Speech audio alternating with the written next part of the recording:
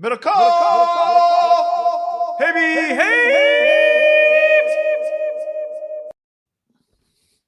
John, I am fired up today. I am Tony Romo level giddy for this show today. I don't know what to tell you. I'm feeling good. I've had some caffeine. Yeah. Like, I'll admit that. But high on life right now, John. I'm high on life too. Ready to roll, baby. Woo! Woo! Woo! If you're watching this YouTube, it is great to have you live on YouTube. Hit that like button.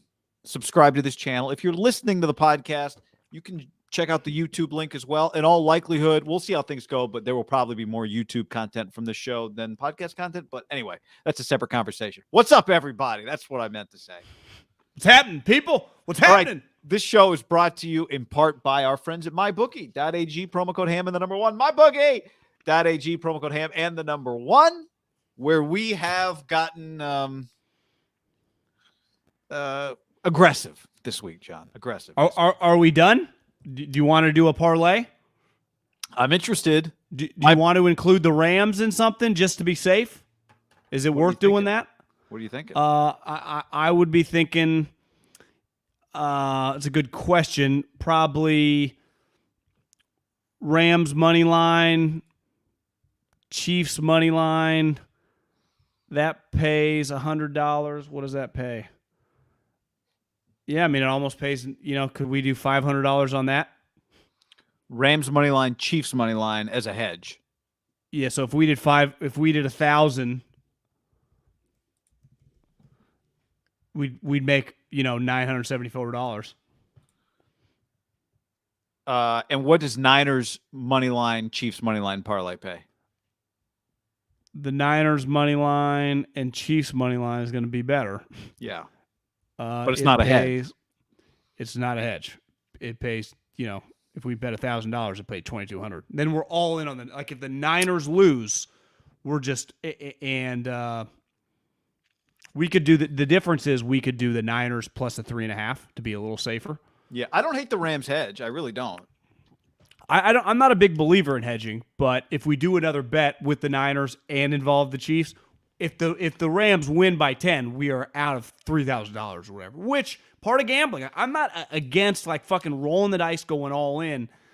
That's how you make some money. Like, to me, maybe the safer thing is just take the Niners and the points and parlay it with the Chiefs. $1,000 pays $1,500.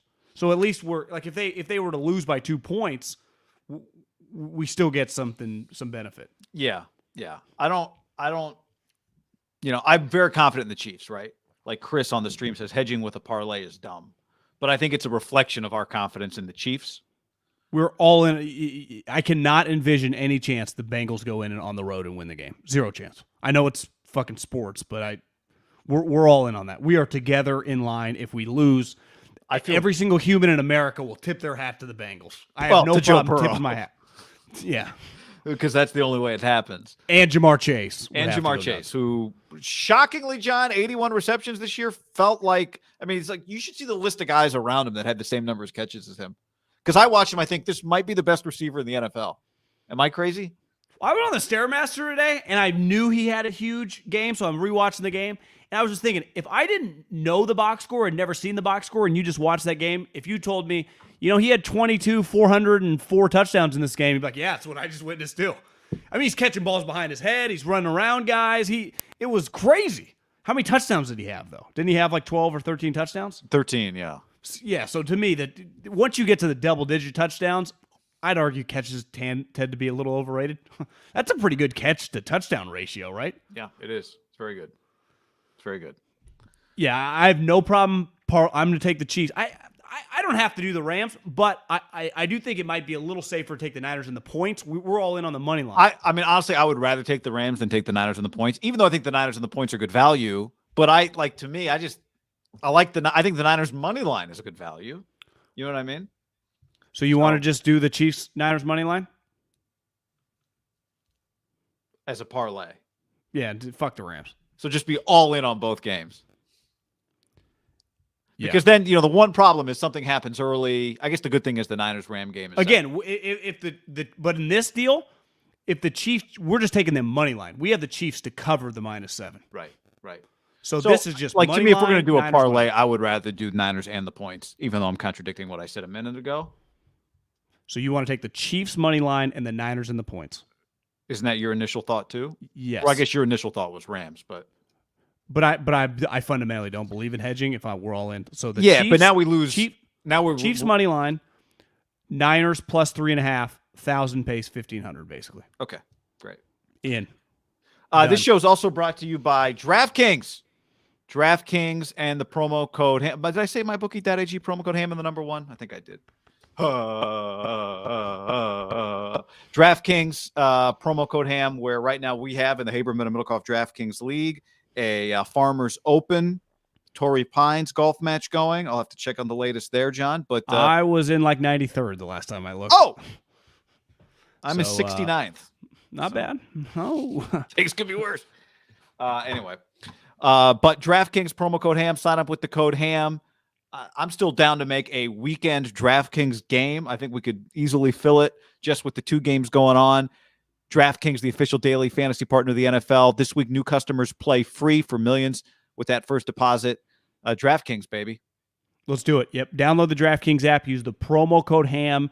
You have a shot at $1 million in prizes. Only a couple weeks left of football, guy. Only a couple weeks left of the National Football League, who also happens to be an official partner of DraftKings. They're partners. You know, a lot of partnerships, a lot of cross-pollination here. Download the DraftKings app, promo code ham, and let's go.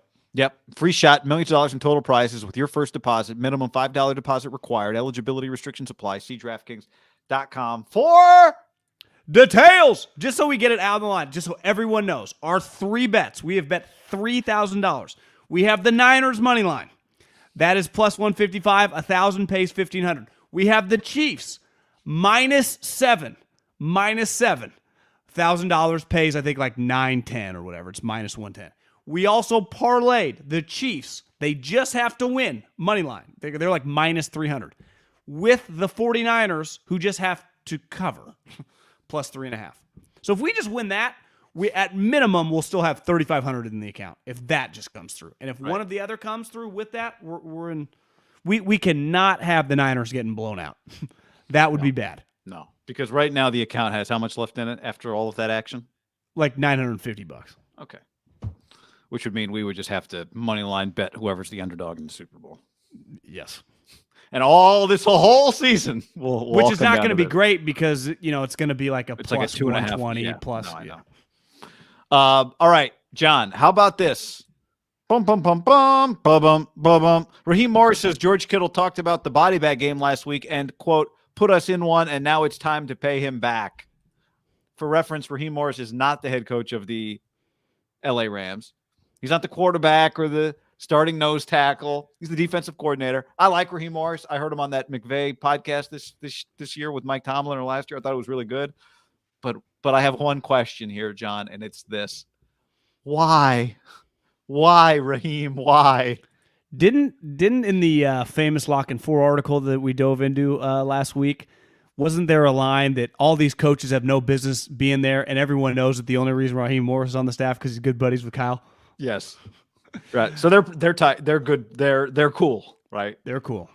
But he is a defensive coach, and that's you had an offensive player. And George Kittle went out of his way to say after the game, after they won, he's like, everyone kept yelling at me about the body bag game. I didn't say we were going to put them in a body bag. I said it's a body bag game. Like Aaron Donald puts Jimmy in one. I put Von Miller in one. Like, I'm putting words in his mouth now, but overall, it's just a game where body bags, given what was on the line. They win for the division. Niners have to win in the playoffs. I thought he actually was very articulate about, like, I was not talking shit. And then he said they went out of their way to keep screaming at me, body bag game. And George was like, fucking guys, there's 30 minutes left. And the irony is they came storming back and, I wouldn't say derailed their season because the Rams still won the division, but I don't know. I can't fathom saying that. Like, that would. Can you imagine how mad, like, Belichick or Andy? I'd even say Kyle. And who knows? Maybe Sean. I know they have a very close relationship, but that seems a little crazy to me to say. To me, that's a BP fastball for the other team. Here's what always gets lost in this stuff, because not always gets lost, but like a lot of times what happens is somebody says something, it looks worse in print than how they intended it. They come back and say, that's not what I was saying. and it doesn't matter. You might say, well, it does matter. It matters what somebody meant. It doesn't matter to the team they're playing. That's why Belichick is always reading. I always reference this book, but there's so many good nuggets in it. The Wickersham book. Belichick is absolutely hard line. Don't you say a thing to anybody that could ever get misconstrued as anything other than the thing you should be saying, which is nothing to begin with. Like, Belichick's players are by and large terrified to say anything because it's not about declarations. It's not about what did you mean, or that's not how I meant it. Or if you would watch the clip, you would see that's not what I was saying, or it was taken out of context. None of that matters. Did you ever get to the part where where Welker talks about the feet and Belichick hates Welker for talking about Rex Ryan's feet? Remember, that was a big deal. That's right. That's a big deal. There was a part where Belichick gets really mad at Dante Stallworth for giving some complimentary quotes about Randy Moss, who is on their own team. Bill goes, Randy wants to talk. Let Randy talk for himself, because they were undefeated, right? And it was like kind of talking about how great Randy is. It's basically like, keep your mouth shut. Speak for yourself, okay? Didn't Randy have like the greatest season in the history of wide an receivers? Incredible year. But it was like, why give anybody a reason for anything? The Niners somehow have won 6 in a row, and yet it feels like are able to play between this and there are technically the underdogs, which as you they're legitimately the underdogs. Yeah. I mean, I don't think that's No, technically, legitimately, technically, yeah. Either way, literally. And then on top of that, they got the whole like world against Jimmy thing going on this week, which is, I think, beneficial for the Niners. Somehow they've won 6 in a row, and here's what I think is interesting in the world of the way we talk about sports now, which obviously has a heavy analytic bent, definitely heavier than 15, 20, 30, any time in history. I mean, kind of. I mean, I don't think we do. I mean, I think depends where you listen. The sports discourse involves more analytics than ever before. And it should, right? Because that's how the decisions are made at the highest level. The GMs talk about it. I totally get it. But I think what's important is that these things are never all one thing or all the other. And I mentioned it the other day. I don't want to sound like a 1950s sports columnist that would use one stat and one piece of insight, and that was the whole column. And it would always be about chemistry and hard work and all those sorts of things. But if you listen to Sean Payton's press conference the other day, if you watch this Montana doc and you listen to Bill Walsh talk, all of these things work together. The analytics are critically important, how you make decisions, who you play, the players and how you evaluate them, and all the cliche gooey stuff that can be, people think, overrated, like, emotion and commitment to one another as teammates. And I love every man in this room. All of that stuff matters too. It mattered to Bill Walsh. It matters to Bill Belichick. It matters to every coach that's ever won a championship and every team that's ever won a championship. Matters to Quessy too. I watched little Quessy this morning. Oh yeah. What'd he say? I mean, just kind of the same, mumbo jumbo.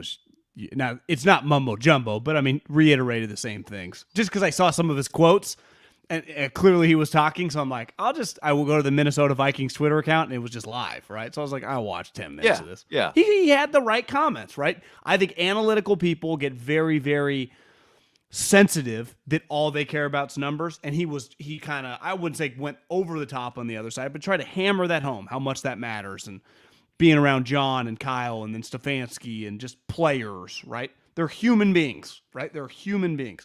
That's why I think Belichick, who learned from probably one of the true, you would say the 2 greatest motivators of the last 40 years in football are Walsh and Parcells, and they were kind of, legit in their prime rivals, and they did it a little bit. Actually, they were kind of closer than I think people realize. And I think Belichick's personality is much different than Parcells, but understands how to utilize that between his own walls. Parcells just kind of like swimming in the deep end too, right? And I think Walsh did. I think a lot of coaches with big personalities do. I think you got to be very careful, though. When Parcells says something, he knows what he's doing. To me, this felt a little like John Rahm freaked out today, like a little emotional, and you may look back like you said, he could have been laughing about it. It's why I would never, ever give a print interview if I was anyone famous. It makes 0 sense. You have nothing to gain from it, only things to lose. Like, there is a very good chance that if we watched the clip, he was laughing. Like, they were talking about the body bags. Yeah. If you know that interview he did on Flying Coach, he is a big personality, right? He's a talker. He never shuts up. That was the thing Tomlin says. This guy fucking talks forever. Yeah. Well, but I think to your point on Parcells, but he did it. Walsh, but he did it, and that tweet is going to be on tomorrow on the big screen, if it not already was today, right? Well, and you don't even need that much. But to your point on Walsh and Parcells, like these are both guys who knew how to use motivation. They're also tacticians. Belichick's the same. Before Belichick beat the Eagles in the Super Bowl, he put up on the overhead projector the parade route. Broad Street. He was like, all right, now they're going to go down Broad Street. And, the team's like, what is this? So it's all of that stuff today. One thing that's interesting, because that is a famous story, the Broad Street, he uses it. The Eagles didn't put that out. The Philadelphia Inquirer put it out. Yes. Now, I think he used it like the Eagles are already telling where they're doing it. Does that matter? Like, if the Niners win this game, and they'll might say after the game, well, fucking what Raheem Morris said, it's not nothing, but I think it's a small percentage. And I think Belichick would tell you, well, why would you give anyone 3%? Why would you give whatever that percentage is, that extra, like, I'm going to lock in a little bit harder. Now, I think you could argue, and any coach worth their salt was like, playing in the Final Four, in the college football playoffs, playing in the playoffs in the NFL. Like, you don't need Newt Rockne speeches there. And if you do, you probably got the wrong team, right? But, like, for the Chiefs and the Bengals, I think it's less of a rivalry, right? They played a couple weeks ago, but it's not. There is, to me, this is kind of unique. Like, there is something here. These teams played several times. Like, the talking in this game, there's validity, there's substance behind it. Because literally this conversation did just happen. And these players were talking shit to each other on the field. And it was, I would say it's one of the crazier games of the season that happened so far. And it's pretty recent, right? To me, it would be a little less powerful because we didn't talk about week 3 that much in terms of the impact it would have on that game a couple days ago. We talked about, like, watching the game, right? But the emotions of it were so far removed. And the coaches, and you just listen to things. Most people in the football would tell you, we're so different now. And Kyle was saying that. And LaFleur was saying that. This is like, we are what we are, both teams. It just fucking happened. So maybe it is, given that it's a rivalry. Like that Crabtree, Sherman, like there was substance between it. Like, this is part of what makes this game so sweet is that the other game doesn't really compare. That's part of it. Like, to me, if it was Bills Chiefs, it would just feel like two heavyweight fights. But it feels like, and we're biased, but even Chiefs fans, like, they think they're all going to kick the shit out of them. Like, there's one game that feels like either team can win, and there's one team that everyone thinks the Chiefs are going to kill them. Yeah. And I think if the Niners hadn't won, both meetings or 6 in a row, I think people would kind of think the Rams were going to kill the Niners based on what the Niners have been for most of the year, which is a team that didn't look like it was trending towards the playoffs, right? It's part of what makes this so intriguing. I think deep down, most people think, how is this possible that this one team that people thought from the jump was going to be really good? That's the irony, is people at the beginning of the year thought the Niners were going to be good too. Well, most people think when we go to the Super Bowl, right? And then they what's it called when you like they sandbag? They sandbag. Yeah, they pull the okey-doke. They sandbagged it. People are like, oh, I guess now somehow the Niners are like the little engine that could. Genius. Yeah. I mean, it's pretty crazy. It's pretty crazy how we got to a result that if I would have told you in mid-August, the Niners versus the Rams, no one would have thought that was a crazy take. Like, a lot of people were picking Niners, Rams, Bucks, Packers. The Final Four kind of worked out like everyone was picking it in July and August. But if I would have told you that October 28th, you might have been like, what the fuck are you, Niners? Like, yeah. You want, they've lost 4 straight games, right? I know. But now, and again, you talk to the analytic stuff, I would say the Niners have more of it than anybody, is the intangible toughness, their physicality. Like, that is a point of difference. Like, that is a point of difference for their football team. All right, let's talk about keys to the game then. Let's break it down, John. Keys to the game. Kickoff is in 8 minutes. What do you got? Let's start. Why don't you start? What's your biggest key here? Well, I think for the 49ers to win, This guy has been unreal the last 2 weeks. He hasn't thrown a pick. I don't even think he's thrown a pick-worthy play. He has been much closer to the guy that I think best case scenario was going to be why they traded all these picks. He's been a superstar.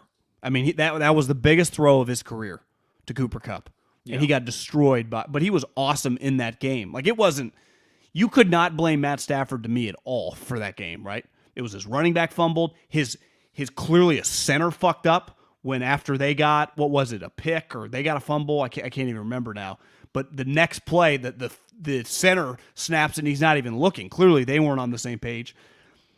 When the Niners have played him and beat him this week or this year, he's thrown 4 interceptions, guy. He threw a pick 6 to Jimmy Ward. He threw another pick, I think, to, I don't know, was it Mosley, the deep bomb in that game to Odell Beckham.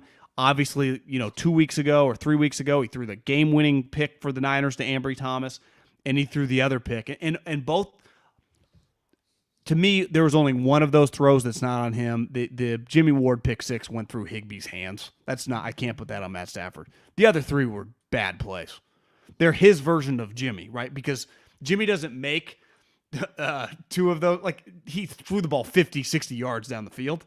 But that is the Stafford pick, right? That's his Jimmy when he throws the bombs. And which are not usually as damaging, right? Sometimes they're like glorified punts. I do think in playoff games, any turnovers is a devastating play. There is no long, oh, that's just an arm punt. Like, you don't say that in playoff games. You can say that week Brady 6. had one we argued about a few years ago. Was that in the Super Bowl? Like a Did third they down. Did they win it or lose it? They won it. Maybe they lost it, actually. If you win, not devastating. If you lose, there's no turnover. Yeah. That's a good turnover. There is, even your arm picks is a momentum the other team celebrates, right? Hell yeah. Yeah. And wouldn't you say the pick, now the Niners didn't turn it into points. I'll tell you, being in that stadium, that pick that Mosley had, that Tart could have had, the place erupted. Partly because we didn't see live the feet click. So you're like, he ran it back to like the 30-yard line. You're like, they're going to run it in. It's going to be 24-17. But the what was it? The cleats clicked. Was it Cooper? No, I think it was Van Jefferson or might have been Higbee. Yeah, it was. That was a big play that they didn't move it. But you got to pick this guy. If you pick this guy off, if you're not going to pick him off, if I tell you right now, Matt Stafford does not throw an interception or turn the ball over, that's huge advantage Rams, because we know the other guy. Like, it's just you got to acknowledge it. You just hope for one, but he's turning the ball over. I think a lot of his turnover-worthy plays are coming under pressure, and so my number one key is not going to be Jimmy, don't turn the ball over. I love your key, by the way. So I'll react to your key first. I think you can win right now in your gut. Do you think we're more likely to get the Stafford we've seen in the playoffs, who's been Pro Bowl Stafford, or the shaky version you've seen versus the Niners? Well, I think the first version that was really shaky is out. He was trying to force the ball to Odell early in the game. Remember that early interception? I thought it was more of a function of Odell just joining the team. I think the last version was that was his first game with the Niners game, too. Yeah. I do think there's something to D'Amico and that defense being better than sometimes we think they should be, and being good against specific teams and specific players. So yeah, I don't think you're getting like shaky Matt. I think Matthew has proven something the last couple of weeks, and I think it's probably given him some confidence. And I also think he's got to be, and they will be more prepared for adverse crowd noise situations than they were the last game. I think that had to be a big part of why they were so rattled, right? It's just, A, you're pissed because you weren't prepared for the crowd. B, you just can't fundamentally communicate. So I think he'll be better than that, but I do think it's likely that the Niners pick him off. They were up 17-0. I know. No, I know. You're right. And I would say early in that game, some of his throws to Kupp. Remember how good he was on some of those 3rd and longs? The touchdown he threw to Higbee in the corner of the end zone. Oh. You're right. He looked like a different human being that first half. But the second half, he resorted back to like Detroit early season. Not even early season. Remember, he had been struggling. The previous week, we had gambled on them. He had thrown a pick 6 against the Ravens. So he has just at any moment he can resort back, right? Where Brady and Rodgers are just in control of their domain. sometimes it's like he can just shift fast, and it might just be a throw now. It's not a game. I would not expect a bad game from him. But you got to hope, and the defense can dictate it. Can you dictate that play or two out of him, like deep in his loins, you know, in his soul? Because they didn't really do it against Rodgers. He just couldn't overcome them, but they couldn't fuck with him really, right? In terms of like make him throw it to a player. Where I think you can do that with he didn't get close to throwing a pick. Can Matt Stafford throw it to Jimmy Ward? No, but they did create some issues with their pressure in that game, and I think that's how they have to do it again with Matthew. I thought my key last week against the Packers was Niners' third down offense. They had been over, I think, 56% in the 2 previous weeks. They had been under 40% going into the Rams game. And then they were really good against the Rams, and they were really good against the Cowboys. They weren't very good last week on third downs, 4 of 11. No. But Green Bay wasn't great on third down either, right? They were 5 of 12. Armstead had those big back-to-back sacks on third down late. And I think the Niners left the door open. The Packers weren't really able to walk through. I think we saw the first meeting with the Rams. When you leave the door open for them, they have the ability to walk through it. And I do think the Niners benefited from that Green Bay game being in the snow. If that game had been in Santa Clara, it might have actually been worse for the 49ers. I think for me, the number one thing is how is Trent Williams? And, can he really play? Can he really play? Not just can he play, but can he really protect and be an all-pro level best offensive lineman in the league, Trent Williams? Because I think Jimmy's frenetic moments come under pressure. As we've talked about, Garoppolo does not. Now, don't get me wrong. He'll just first read high ball too. I'm not saying that's all of it. Yeah. But he doesn't throw the ball away. And he tries to make plays off script. And some of that happens when the pocket starts moving around him. We see it. Like we saw it the first game against the Rams. Yeah, he doesn't even throw it into people's feet like every quarterback does. He did once last week after I'd said he doesn't ever do it. He did it one time, but he doesn't do it.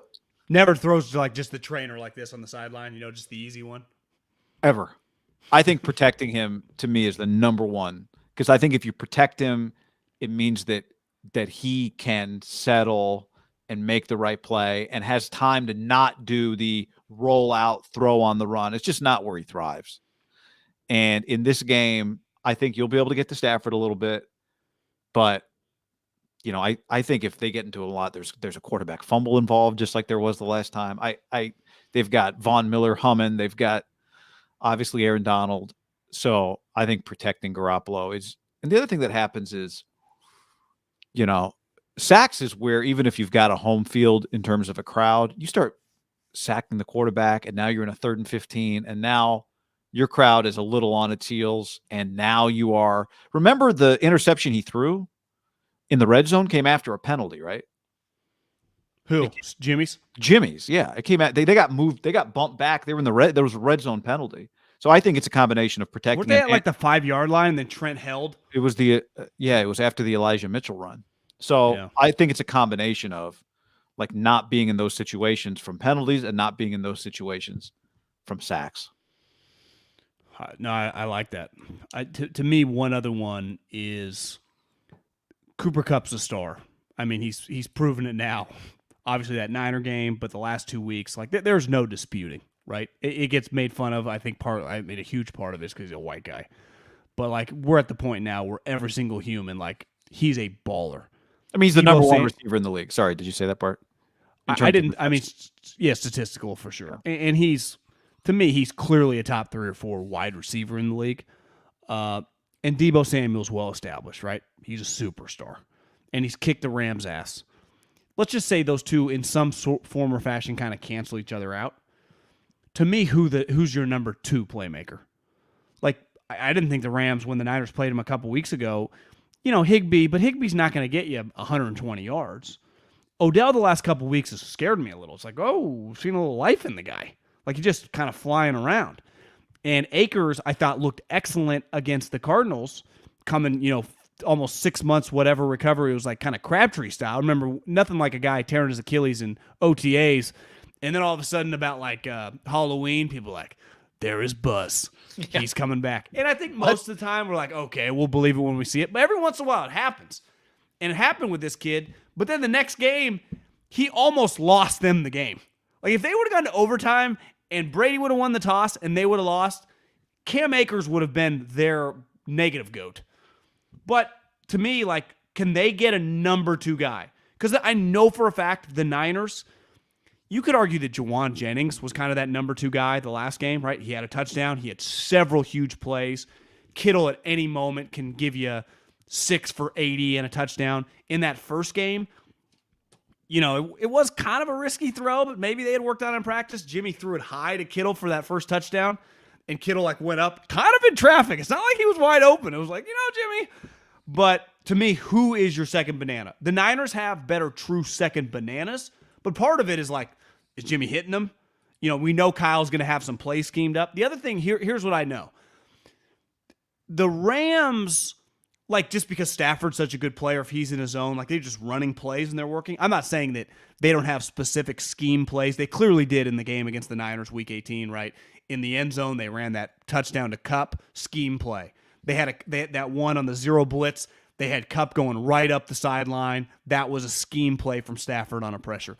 But the Niners consistently have, like, of our 30 passes a day, 10 of them, we know against this defense, this guy's going to be open.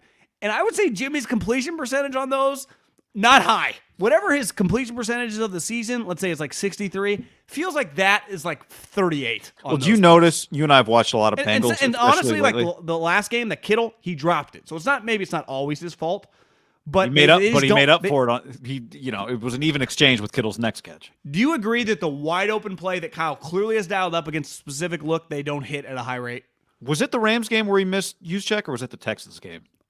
I feel like that might have been the Colts game. Was it that long ago?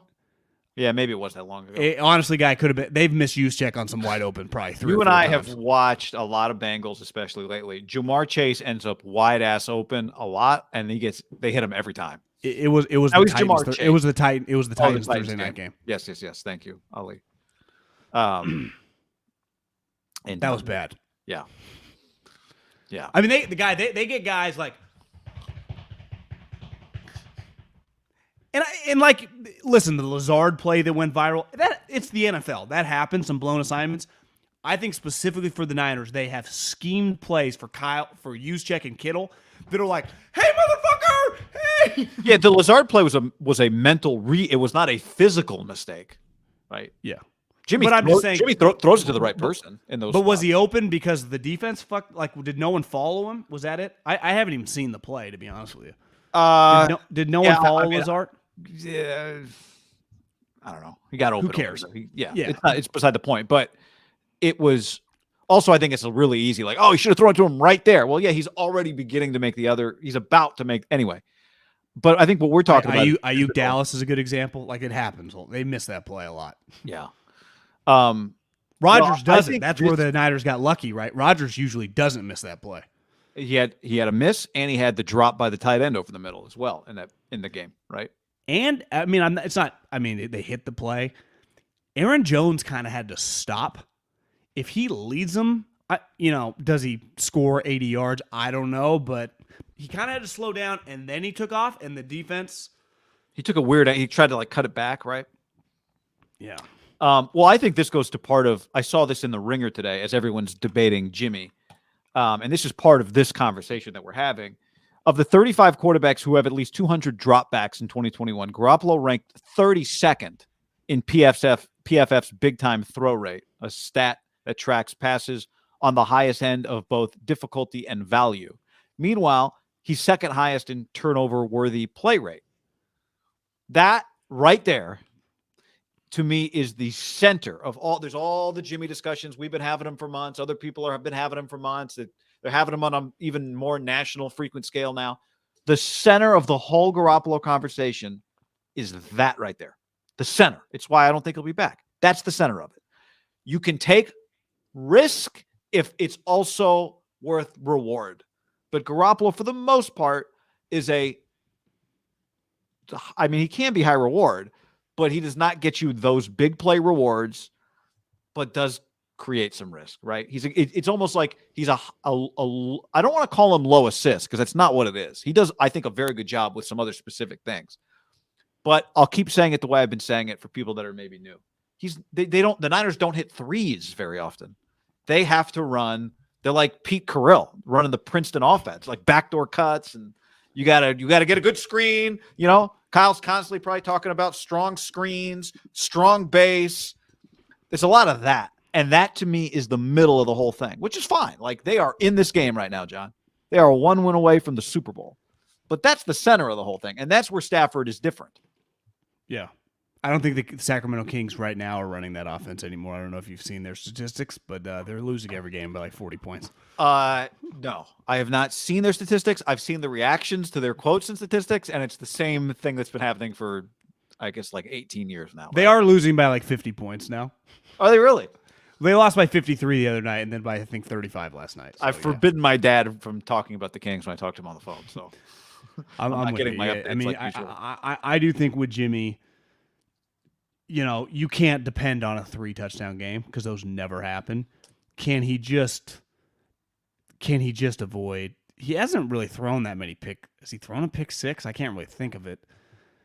Luckily, a lot of his touchdowns you're able to tackle the guy, which helps a lot. But you throw enough of these balls, you're bound to throw a pick six. Like that would be crippling. That would be really crippling. Yeah. And there is an element like, I've heard this sometimes on like basketball podcasts. I guess, one of the analytical movements is expected shot make. Like what's the percentage when you take a shot from this area? If you just did league wide, how often it goes in. And sometimes like you're below the league rate means there's a little unluckiness to you, right? Like you're missing 10% of the shots that the league is making from the same spot. You're like, you just keep doing it. You'll get back to, kind of the medium number. You throw enough of these balls in harm's way, you're bound to have a disaster happening. Right, like one game where 3 of them get caught. 3 of them get caught, and even a couple over the middle, like the guy scores. Like it's not. If I told you, is Jimmy capable of throwing a game where he throws 3 picks and 2 of them go for touchdowns? You would say yes, right? And that says all you need to know. We made fun of when that stat kind of first took off with PFF, the interceptable turnover-worthy throws. Yeah, turnover-worthy plays. And the more you watch football, you're like, that is a real stat. And part of it is you watch Jimmy long enough. He has a ton of these. And he has avoided, for his 12 interceptions, it's people have been saying this forever. Like, he only threw 7 picks, but he easily could have thrown 15. Like, there is no debate. Jimmy could have 28 picks this year. Not throwing outside of the numbers probably limits some of the most damaging types of interceptions you can throw, right? Yes. Because his best pass is like the quick slant over the middle, right? Which also can be intercepted, tips and overthrows, but it's usually in a little more traffic. That's a city pick as opposed to some country picks. But I mean, what about the pick week 18 when he kind of forced it to Kittle and is a little high, and then it just kind of got tipped, and then Jalen Ramsey went, hacky sack, and then he just caught it. Yeah. The good news is they had to go 100 yards on that one. So the best news is he kind of came out of the end zone and like Kittle just tackled him like the 10. They did go. They scored on that drive. I know. Because back to what I was saying, Matt Stafford hit some incredible throws on that play. Yeah. On the next couple plays. Well, that was the drive where he hit Cup over Jimmy. Twice. Ward. Yeah. Yeah. So anyway, I love all this. What would you guess wins this game? How many points? 28? Yeah, I was going to say 27. If I told you the Niners scored 23, would you feel good? I mean, they have not. I think I saw the stat. They've given like 4 touchdowns the last 3 weeks. Yeah, when I said it out loud, and then I started thinking about their defense. Their defense, the second half of that McVay game, the last 2 weeks has been excellent. Now, I'd say this: last week's a little skewed because of the weather, but that's the game they played. Yeah, like, most games are 13-10, right? I wouldn't feel great if you told me they scored 23 points. I wouldn't feel great. Yeah, because it means if I told you touchdowns. If I told you the Rams scored 23 points, you'd feel pretty good, right? Yes, about the Niners. Yeah, I mean, if they scored 23, what does that look like? 2 touchdowns, 3 Robbie Gould field goals. Is that a math right? 14 plus 9, 23. Yeah. You wouldn't. I mean, I think honestly, you'd have a chance. I don't think you would, and you know why? You're right. You just nailed it. Breaking down what it would be actually clarifies it, which is because there are drives. They're drives, and if you're settling for field goals, it means you're not chasing necessarily. right? By too much, right? If you're down 14, you're not Robbie Gold field goals. You're probably going for it on one of those 4th and shorts or whatever it turns out being. So, pretty good field goal weekend. You got the McPherson kid, you got Butker and Robbie. Yeah, and Matt Gay. Matt Gay. Yeah. Has he been good this year? I think he's been good. I think there was a moment. I could be wrong. I think there was a period where it like wasn't good, but I think it's gotten okay again. One argument I heard back to the analytical. Oh yeah, he is, huh? Gay and Wisnowski. Were they drafted in the same class? Mm-hmm. That's a pretty good little battery, huh? Yeah. Even though Wisnowski, I feel like he's not that great of a punter. You just eyeballing him. Like it feels like he was more powerful a couple years ago. Yeah. I don't know. One of the analytical movements in football, at least from right. Sorry, one other. Restart that point in a second. Mike said Gay was short from 45. That's last week. I remember. 47. But still, like there was something weird with the hold. Something must have happened. It was well short. One, I think, like the analytical departments in football, like the true, just like their group of number guys, are very anti-drafting kickers. I guess that's been a big movement for numbers. And I've heard a couple people say, like, haven't we seen the last couple weeks? That kind of fucking matters. Like, there is, like, you get a McPherson. That is a great draft pick. What Butker, now I think he's an undrafted free agent, but like Butker's value to the Chiefs now for the last 5 years, pretty clear if you watch the Chiefs. Like, Butker, they are very, very confident. Even in that game last week, he missed a extra point or a field goal. I don't think Andy ever flinched, right? Having a good kicker, there is, especially in big games, to me, there is a value that's hard to quantify. And there is not just like having a random kicker. And I think part of it where they would argue is like, you know, paying a guy that's not dependable $4 million when you can get a guy equally as non-dependable at $900,000. Like, obviously it pencils, but having Robbie Gold this year making $5 million has been a big benefit for the 49ers. Yeah, I think Butker makes a lot of money. The Raiders kicker, Carlson, I mean, guy was nails. Like, you feel good if you got a $3 or $4 million kicker if he's making all of his kicks. He is more valuable than just flip the coin. Just give me a random kicker. The hard part is when you draft a guy, he is in the play. You know, like he might be in the playoffs right then, ready to roll. You're a rookie. Here you go. All eyes are on you. Well, the worst case is Aguayo second round, right? That is a combination of all the worst things. Yes, it would have been a bad case if you drafted Aguayo in the 7th round. That would have been bad. But to take him in the 2nd round, yeah, terrible. It's just when he's that bad, he feels like you just drafted a defensive lineman right there, and the guy can't get on the field or something. Like it's even worse. It's worse because he's a net negative. Like the guy that can't get on the field is just not on the field. But the kicker is like, you need him for extra points. You need him for game-winning field goals. You need him, and it just is such a demoralizer to your. That was a bad pick. Even though I'm pretty sure when they drafted him out of Florida State, he was historically like the best kicker in the history of the sport. He was really good. The other guy that was really good coming out was Rodrigo Blankenship, right? Did the Colts draft him? Yeah, the guy with the sports specs. How high? I think they did. How high? I think they did too. How high is the San Diego State punter going to go? The guy who's got like 90-yard punts. 5th round? I mean, 4th round?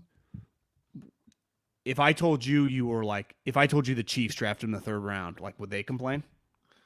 Not if he's that guy. They wouldn't. Blankenship was an undrafted free agent. Okay. Just became famous because of his specs. I would be Wisnowski. 4th round. This guy's a better prospect than Wisnowski, and Wisnowski was a good, I think, punting prospect. 4th or 5th? Wisnowski went 4th, remember? Because it was a big topic. We argued, like, who cares? I could see this guy. I've never seen him punt. I watched some San Diego State games, but I was not paying attention. I've heard his name come up a couple times, just BSing with buddies over draft prospects. I could see this guy go in the 3rd round by a playoff team. Because, like, what about Belichick takes him? Like, he's going to be a difference maker for me. Right. But you, like you said, like Aguayo, he can't be then average. He has to be immediately a top 5 punter in the league. To me, that's where the pressure comes with kickers and punters. When you do pull the trigger, like Wisnowski has been good enough. To me, this guy, he's been fine. But he's not like, I think ideally we take a guy in the 4th round and you want like a guy going to go to 4 or 5 Pro Bowls. Yeah, you want to be re-signing him for the next 9. I mean, you want him to be your punter for the next 9 years, which I guess he could be. That's not out of the realm of possibility, right?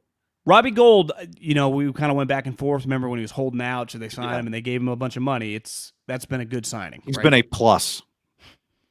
he's been a plus, above replacement level for sure. John, before we go any further, let's tell the people about our friends at Manscaped, the best in men's grooming. Manscaped. Okay. Manscaped. I need a Manscaped. Manscaped. Wow. I mean, see, you're not as white as you. That's good. You got a good. I could use some vitamin D. I could use a little vitamin D. Tone. Manscaped promo code HAM. Promo code HAM. And NSFW. I'm going to have to add to the video portion of this podcast after what you just did. Promo code HAM gets you 20% off and free shipping. Yep. Use the promo code HAM. Manscaped.com. I use the boop, boop, boop, little weed whacker. It's called. I used it. You got it. Did it work? Well, the neighbor called. They're like, "Why are you doing lawn work so late?" I was like, "They could hear it." But yeah, it worked. It definitely worked. I actually used the other day, or yesterday actually, the lawnmower 4.0 LED light. It was well charged. You can't hear it. It's silent as a mouse, guy. Bzzz. Yeah, I've had some that are like you can hear, and you gotta wrap the cord around, because there's no plug in your bathroom, so you're plugging it out by the sink and you're wrapping it around. It doesn't reach, and you're like, well, I'll take a trash can, and then it doesn't work. This one, handheld, baby, no cord, cordless. That to me, the cordless charge too, game changer. The ceramic blade, the skin safe technology. It's fantastic. The Lawnmower 4.0 trimmer is also waterproof, so you can groom in the shower. No cleanup, no mess. A variety of other fantastic products as well, like the Reviver, the Cleanser, the Duster. But we're big fans of the Lawnmower 4.0. So go right now to manscaped.com. Get 20% off when you use the code HAM and free shipping. That's free shipping, 20% off. Unlock your confidence and always use the right tools for the job with Manscaped. Show also brought to you by Truebill. Truebill.com/ham. Thanks to Truebill.com/ham, I was able to find a few auto-renewing subscriptions that were draining me. Draining me out of house and home. Truebill put a stop to that. Said, no, not anymore, NBA League Pass. Not anymore, random concert-based Amazon $7, $8 a month video subscription. Not Prime Video, something else. No. Truebill.com/ham. John, go right now. It could save you thousands. Yep. Truebill saves on average, $720. I actually think that average, if we do this read in 2 years, is going to dramatically go up just with our generation and the setup of society right now, right? Every single business subscription-based. I, for the first time, probably in like 5 years, I got multiple credit cards. I pay my mortgage and my health insurance on one credit card. It's just all I use it for. And I forgot to pay it for some reason. I always, it's a Wells Fargo, and I'm always on there because that's my checking account too. And I looked, it's like 6 days late. I'm like, oh my God. Now, it wasn't that big of a bill or whatever. But then I looked, and I found a couple. I'm like, what is going on here?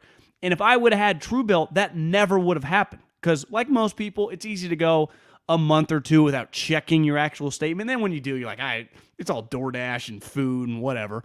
But when you do and you see, like, I haven't used this in 6 months. I thought I canceled this. Mm-hmm. And that's where Truebill.com/ham has your back, homies. Truebill has over 2 million users. Over 2 million users. Truebill is an app that you can use to have it alert you when you've got those auto-renew subscriptions that you don't want. So start canceling today. Go to the desktop site, Truebill.com/ham. You could desktop site, you can do it through your phone. Go right now, Truebill.com/ham. It could save you thousands. Or if your ex is still using your Netflix, Truebill. Ooh. Don't let it happen. There you go. Could I really quick get some water? Yeah. Actually, I was could use a little pee break here. But we shouldn't. You want to just do a 20-second timeout? Just go pee? 20. Or Rogers. Or you want to rotate? I'll go grab water and pee. You come back. We got to leave somebody here in charge of the ship. All right, everybody. Finally, we got rid of that guy. Who's got something? Let's go. What do we got? We need 2019 Jimmy versus the Saints on Sunday. I don't think that's That's a very interesting point, Archie. I don't think that's the recipe. I think that's a dangerous game to play. If you need that, just think about this. How many times have you gotten 2019 Jimmy versus the Saints? Which I think I'd have to go back and look. I think it might be his Mona Lisa. I mean, that might be his sweetest game. But I don't think you can count on that. I don't think you can count on that. Rob says, I like Ambry as much as the next guy, but come on, until recently he was a wasted pick. See, this is what I would say about that, Rob. It's like his rookie year's not even over yet. So if by the end of his rookie year, he is a contributing player on a NFC championship team, which is what he is, I think he has saved, at least for a while now, the possibility that not only is he not a wasted pick, I mean, he could actually be a hit. He could be a hit. I mean, we haven't seen Diamador Lenore for a long time. This guy could still be a hit. So, yeah, I agree with you, Marty G. He's a rook, bruh. But, I'm glad Rob is a reasonable guy. Decent News says got a 10K Niners moneyline bet. Oh, John wants to use the bathroom. I see that there. Pray for your boy. Pray for your boy, John. 10K moneyline bet. We've been going through some comments here. I'll give you the wheel. P-break. McDaniels to Vegas. Feels a little unlikely, but who knows? I still think Jim Harbaugh's going. Hard to tell. Hopefully Kyle doesn't get pass happy. I don't think he will. Over under when Aaron Donald will try to choke a lineman on Sunday. Probably second quarter.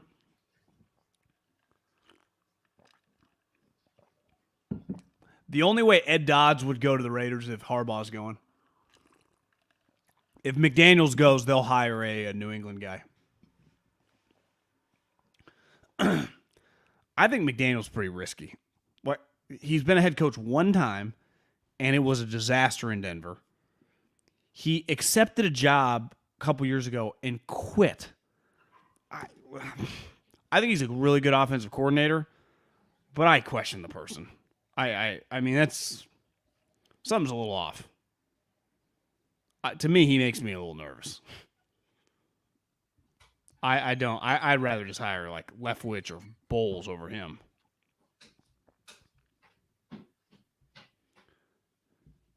I don't think Trey Lance is going to play.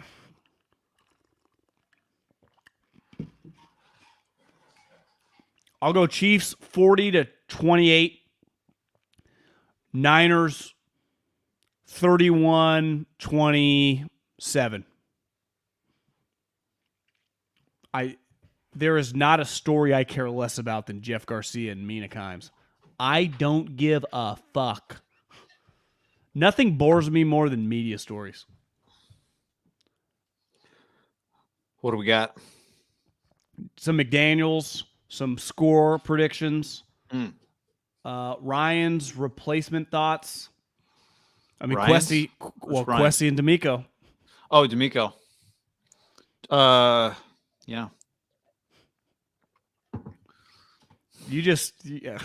That Kwesi, man, he's a smart guy. I got to watch some of him. Well, he just, I think he's kind of, I don't want to say insecure about it, but I think he's just trying to be like, I understand what I don't know. One comment he made is when John and Kyle were first hired, they got like everyone in the football operation that was there to go around and say what you did. And so when he got up, he's like, I threw in an F-bomb when I said analytics, to try to get in with the football guys. It was kind of funny. It is funny. I think sometimes what gets said at these introductory press conferences, more so in college than in pro sports, but it definitely happens in pro sports. I think, again, more so in college, is like guys come into situations that have these other dynamics that have nothing to do with them, right? Like, Kyle Shanahan came into a situation that had some dynamics because the Niners had back-to-back one-and-done coaches, and Jed was still getting heat over the end of the Harbaugh era. There were all these dynamics that, had nothing to do with Kyle and John, but they were walking into. It happens a lot more in college where, like, a fan base wants one of our guys, and the new guy who's not from there has to come in and be like, every one of you, if you've ever played here, I want to be a part of your life, and I want you to know that you are a part of this program. My door is open to all of you, and you are all welcome. I'm going to I spend want the to next see. week. I want to see you guys on the sideline. Go Canes. Yeah. So like that kind of thing. Yeah. Um, so That's I why it wonder was if that's harder so for the. sometimes I think the PR guy will tell the coach, like, all right, here are some of the criticisms of you or the team that are out there. If you could address these specific things. And that's where I think the Minnesota situation is like. I think if you add up their wins the last like 5 years, it ain't like the Jags, right, or the Bears. I mean, Yeah. the Bears actually aren't terrible either. I bet Minnesota's averaged 9.7 wins the last 7 years. I mean, They've had several 11, 12 win seasons, and then they make the playoffs. No, they went 8-8 maybe last year. Yeah, I mean they have not had one season where they've drafted any higher than like 17. It's not like, oh, remember when they got Devin White and 6 overall? Like, no, that's where the Raiders draft. Just kidding. if Rodgers were to leave, the Vikings is an even more incredible job. The Bears, the Lions, and whoever, right? I mean, think about that in that division. But Rodgers wants to come west. Like, that's his thing. He wants to come west. No, I'm saying if Rodgers leaves the Packers, then the Vikings job. I thought you meant like, will he go far, jump over there? No, I'm saying the Vikings job gets even better. It's already a good job. Well, guy, if I tell you if Rodgers leaves, the Vikings have the best quarterback in the division. Think about that. If Rodgers leaves, Minnesota's going to be the favorite to win that division. Wouldn't you imagine they'd be the betting favorite on the markets to win the division? Yeah. If Brady retires and Rodgers leaves, those divisions are fucking wide open. Like Matt Rule's starting to think like, well, could I go from Village Idiot to a division winner? I'm getting a question here, John. Before we get back to some of the topics we had, is this a Niner hat? No, this is an original Shanahan hat. Some are calling it on the streets, but I wear it like I'm Joe Torre. No, that looks like who's the dude that played first base? That wore the helmet? John Olerud? Yeah. He in the Hall of Fame? I look more I look more like one of the, which was in Mario or Luigi that was red? Mario. Luigi was green. I look like a Big Cat tweet is what I look like. Yeah. You got to make your head really big. I'm trying. Elmer Fudd. All right, onward, John. Do you want to talk about Kyle here? Yes. Or you want to skip past that and go to the Chiefs and the Bengals? No, let's just spend a couple minutes on Kyle. Okay. Because it is the NFC Championship game. It is the NFC Championship game. And he's in it with this team. And we talked about this earlier, but he gets the house money sort of storyline, even though this team was supposed to be good. So it's really the best of both worlds. He delivered on a team that, frankly, I did not think at times, even before the season, was a Super Bowl level team. Forget about when they started struggling. Like when the Niners were 2-0, they were not obviously a Super Bowl level team, right? When people were having the conversations, well, if Jimmy Ball's out and they go to the Super Bowl, then we got to talk about whether he'll be back. And my reaction was always like, they're going to the Super Bowl? I don't think so. So I'll be honest about that. Like, I thought the expectations were rightly high for them, but to treat them like they were Super Bowl or bust, I thought was too much. And yet here they are after having seen some things over the course of their regular season. And it's actually kind of the best case scenario for Kyle in that they feel like they've got house money, but they're actually on the Super Bowl's doorstep with a team that I don't know if going all in is the way to put it, but they brought their DBs back, right? Like they brought guys back thinking last year we underachieved, this year we're back. And they have actually reached the same conclusion almost that a lot of people thought they should reach, even though they took a long way to get there. Yeah, I think he elevated his status with the last 3 weeks, right? You win 2 road playoff games in week 18. It's been an incredible 21-day stretch for Kyle Shanahan. Now I think, because for a while it was McVay, then Kyle threw his hat in the ring in 2019, and now they're kind of synonymous. And for a second it felt like LaFleur was in the group, like he kind of feels like he's not in the group anymore. And if Rodgers leaves, and like he's gone out of the group. We've been talking about this. Like, we'll see. The Allen Mahomes thing is a thing. But like Brady and Manning, just that happened. and that became a battle. It feels like these two guys now are going to battle for legacy points. Like, they ain't battling money. They have an unlimited amount. They have an unlimited amount of juice. They have an unlimited amount of respect. Their players clearly like them. But there is what makes this a lot. They independently both went to a Super Bowl. And like we talked about yesterday on the stream, when the dust settled, it was a devastating loss for both Belichick and fucking Tom Brady and Andy Reid and Patrick Mahomes. If football ended today, there's just football ended, all four of those guys, obviously Bill and Tom, no-brainers. Andy, no-brainer now. Mahomes would also be Terrell Davis style at quarterback in, right? Like, he'd be the 4 Hall of Famers. It's incredible. So now, though, they're playing each other for a chance to go back to the game. And so in both their careers, they would have been to 2 Super Bowls. For Kyle 3 years and Sean 4 years. Like, that's an incredible accomplishment in its own. Win or lose the Super Bowl, right? To say this guy go to Super Bowl. No, he went to a couple. Like, part of like Ron Rivera, for example, why he gets respect, he took a team to a Super Bowl. That's a big deal. But that's just his one thing. Right. You went to multiple Super Bowls? Like, that's kind of what they're playing for here. And it's, to me, what makes this game really cool is the coaching matchup. These two guys. And I think they both are so highly regarded. But this moment will be something, especially if it's a good game, and obviously we want the Niners to win, but if they're not able to, at least cover, assuming the Chiefs win. This was a huge moment in their career resumes. Was it last week? Was Romo, or was it in the last 2 weeks? Like, Romo's talking legacy. Was that last week? It was during the Chiefs-Bills game, yeah. Every possession. It doesn't feel Troy is as much into that, but like, there is no disputing this is a legacy's hard because these guys are so young, but this is a big like moment in their lives and their careers.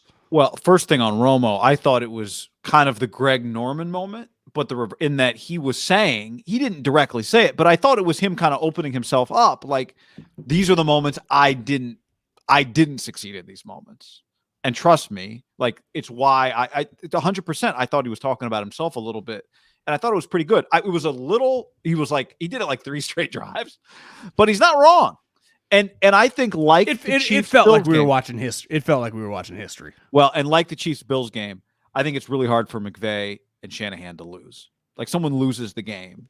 But I think they, like Allen and Mahomes, have reached a certain level that they're not going to fall below. Now it's about adding and adding and adding and adding. Yes, obviously. Now it's about adding and adding and adding and adding, right? I do think they're there. Like, I think they are on the Mahomes-Allen level in terms of they've got enough equity that they can't, like, they're protected against sliding back down a level. Now, you could get stuck on one level forever if in 15 years one of them still hasn't won a Super Bowl, right? And it's like, why can't you win the big one? Or maybe you're 0 for 4 in conference championship games, or 1 for 4, whatever the number is, right? And McVay, I don't think they can. Do you agree? Neither one of them can slip back. Well, I think that we got to put it into context. McVay was probably there once the moment the playoffs started. Kyle needed these last 3 weeks to really. Now it's shut it. No one can say shit. McVay's got 5 playoff wins. He's got 4. I'm with you. Like, next year, you can go through a rough stretch, even though we don't need any more 4-game losing streaks out of Kyle, even though they're kind of interesting. They make for good content. After I can do too. Yeah. When you come out of it, that's what's interesting. Well, but I think specifically with Teflon Don was what's his name, the former mob boss. Something like they have a little Teflon to him now for a while. But I think where Kyle gets extra, I'm not even saying extra as it relates to Sean, but just as Kyle gets extra, is because he hasn't found his franchise quarterback yet, and he's here. I think that's a big part of it. Oh, I thought you meant his here in the building. You didn't mean Trey Lance. You meant Kyle's here without his franchise quarterback. Kyle's in the Final Four, and he does not have, his franchise quarterback. He might on the roster. We'll see. Time will tell. He might. Like, that'll be part of the next step for him, right? And that's where he gets another level without winning a championship. Like, I think Kyle can win this game or lose this game, win this game and then lose the Super Bowl. He can do those things and still find ways to elevate his legacy without winning a championship, because next year he's going to have the opportunity to then build up Trey Lance. And that, as we know, Bill Walsh and did Andy improve on what people thought of him those first 4 or 5 years with Alex Smith before he got Mahomes? Do you think Yes. people started to think more highly of him, what he was doing with Alex? I think so. Winning, competing with the Broncos and win the division. It's not like he saved Alex, right? Alex had already been saved, so to speak. Made him a better player for sure, though. Yeah, I think Andy got extra credit for that. And I think, it was probably he needed a fresh start to do it. You hope, if you you hope that Kyle Shanahan doesn't win his championship with somebody else in 15 years. Because I said the other day on Twitter, you and I were talking about this, and I just did a little poll, like who's going to meet more in the playoffs the next 12 years? Mahomes and Josh Allen, or McVay and Kyle Shanahan? Who'd you click on your own poll? I don't know if I must have voted because I was seeing the results, but maybe if it's your own poll, you don't have to vote. I might have abstained. I don't remember. But most people said McVay, the quarterbacks. Yeah. And it's logical, right? It's your divisional opponent, so you're less likely to meet like in the first round. But I think my point, and we were talking about this the other day, was you're saying because you're a divisional opponent, you're less likely to play in the playoffs with the Rams and the Niners? Yeah, I think that's probably fair to say, right? I think you probably have to go back and do a study on that because there is. Don't they keep you away from each other in the first round? No, because you could be if I'm the 3 seed and you're the 6 seed, it's just based on wins and losses, right?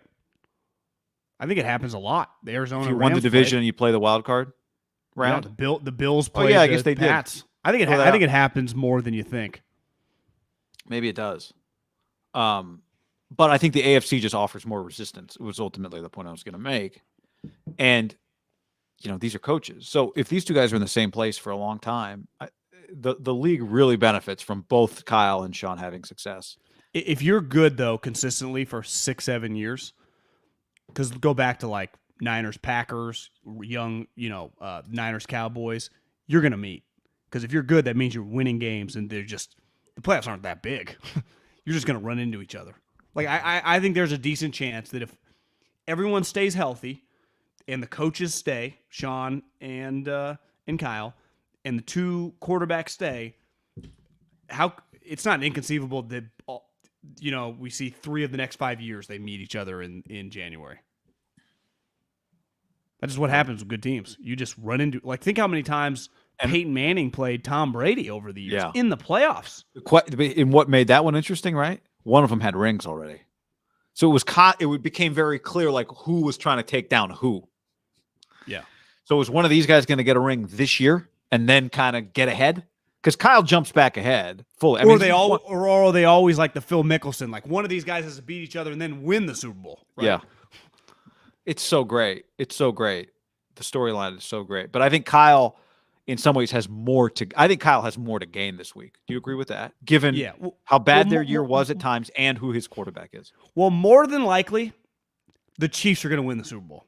Like, they're the best team playing.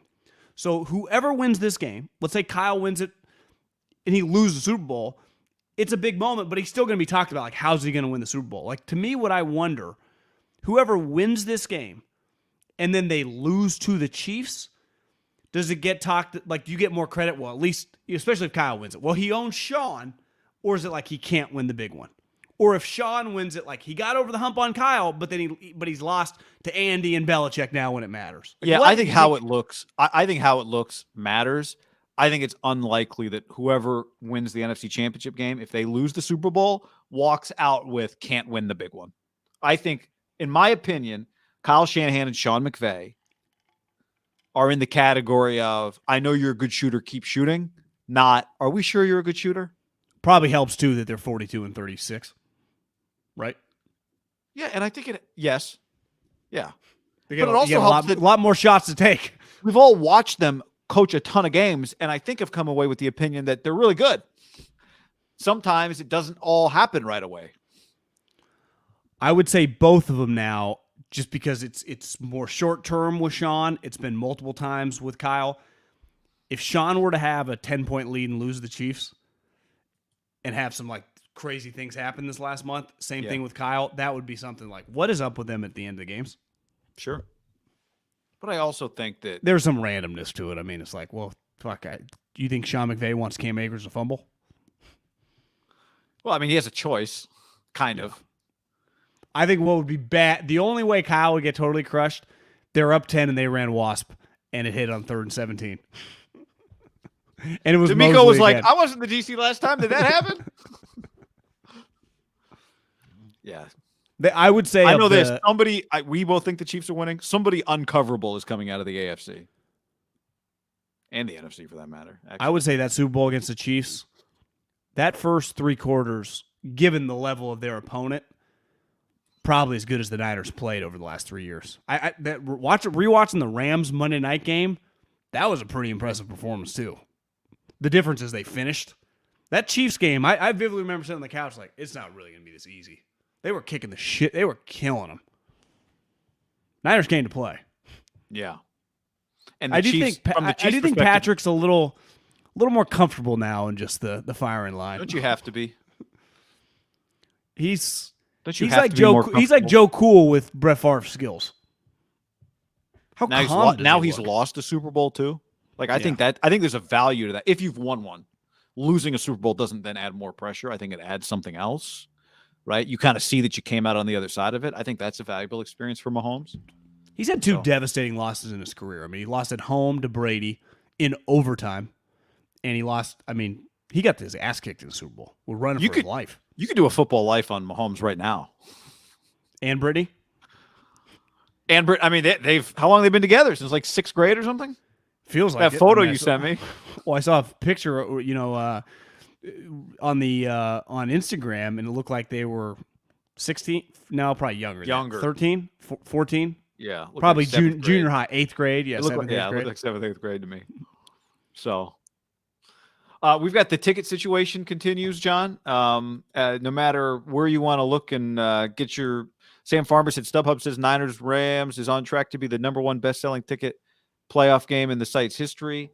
We got tagged in a. Do you know what tweet I'm talking about? We got tagged in a tweet after we started the show that I don't have in front of me about the percentage of Northern California purchases are very high.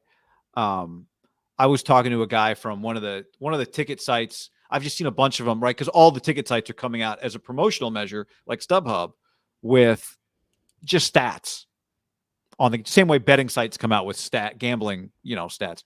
The ticket sites are coming out. The stat is 43% so far of the tickets sold are from Northern California. On StubHub. Now I wonder StubHub. I wonder what the line of delineation is to create Northern California. I don't know. Because Kingsburg. I bet Fresno's pumping down a couple hundred people, right? I bet Bakersfield. I think people tend to consider Fresno northern if you cut it in half, even though it's technically central. I think north of the Grapevine, kind of for people not familiar, familiar with the state. But Bakersfield count? Yeah, I think north of the Grapevine is where people start to go. It may not be northern, but it's not central. I mean, it's not Southern California. Gotcha. I don't know. That's just always been my impression. The way I guess I think about it is like San Jose north, but I also would, some of King City or, as you're driving down to like San Luis Obispo. Would San Luis Obispo be Northern California?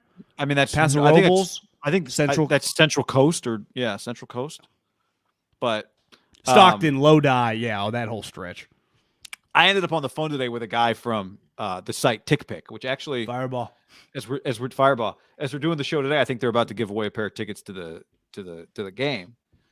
But he was Kyle Zorn was his name, and he was telling me about. I guess their thing is they only charge the seller a percentage. So in theory, their tickets should be cheaper because the buyer doesn't also pay a commission on the thing. But anyway, he was saying that the Niners are obviously things that we know, right? The Niners are driving the ticket price, and the proximity is a big part of this because they saw when the Niners won, tickets to the NFC Championship game went up. But when the Rams won, tickets jumped again.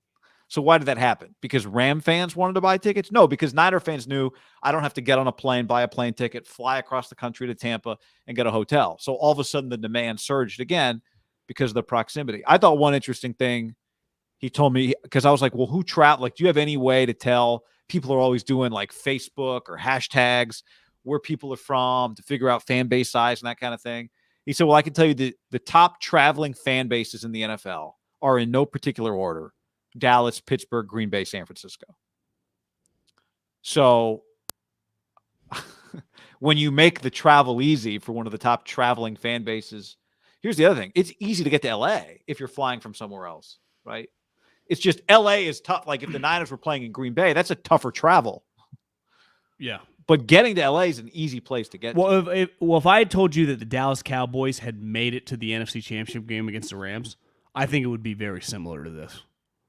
Right? One, they have a huge fan base in Southern California. They've had training camp, and their fan base has money and is massive. Yeah. Obviously, the Packers had the 1 seed, but I think they would have had this happen. The Niners thing is because the division and it's here. I think the Cowboys would have been pretty similar. Yeah. Well, I think the thing the Cowboys have that the Niners also have is they're good. If you're a casual fan, you're in, right? So you got all the agencies in LA, all these companies in LA. There's so much corporate money down there. Jeremy Renner will be there, you think? Jeremy Renner, I would think, will have to be there. John Party? John Party, your boy John Party's got to be there. Yeah, I mean, Huey Lewis, probably there. Who's the dude from Billions? Soder? Dan Soder, absolutely going to be there. Montana? So I saw I followed the Corn Ferry on Twitter, and they just tweeted out this guy won because now the Corn Ferry plays Monday through Wednesdays, and whoever won yesterday, I clicked on he's born and raised in Walnut Creek. And so I click his last retweet was the 49ers beating the Packers. And you just realize the 49ers, and obviously he's from the Bay Area, but you'd underestimate how many people fucking like this goddamn team. Because I see that sometimes. Well, that Montana doc is like, whoa. You just find a famous person, and if you stumble upon some of their social stuff, especially if they're a sports fan, you see this more on Twitter than Instagram, but they'll have some retweets. You're like, damn, I didn't know that they were the diehard, so-and-so. And it happens a lot with the Packers, the Steelers, the Niners, the Lakers, the Yankees. You can play the hits here with this stuff. Dave says on the stream, ex-Gold Rush Terry Hatcher. Oh, love Terry Hatcher. Is that true? I am a huge Terry Hatcher fan. Absolute babe. She was such a babe. Desperate Housewives? I'm not going to lie. Watch that every week. 57 years old. She looks 20 years ago. Oof. She was good in with what's his name in Superman. She got a little work done. She's looking, Okay, that's whatever. To each their own. Per tick pick, 47% of ticket sales coming from Northern California, says Akash. I think there's going to be so much red. I think Kelly Stafford's like, wait, I got to spend $100,000 just to get 7 tickets? I don't know. You don't think the team gave them? Well, they have so many allotted, but there's just an element that's out of their control. On a marathon, by the way, for those who thought it couldn't be done. I didn't even try. There is not this ain't Garth Brooks selling out SoFi and he controls all the tickets, right? The Rams, the tickets are already in people's hands. That's part of the problem for them. But from the guy I talked to at TickPick, even at a certain Kyle, there's really, you can't do any GPS protection. TickPick is awfully close to. You've said that a couple times. I'm like, did you just say dick pic? It's pretty. Maybe close. they get some good traffic when people Google it accidentally.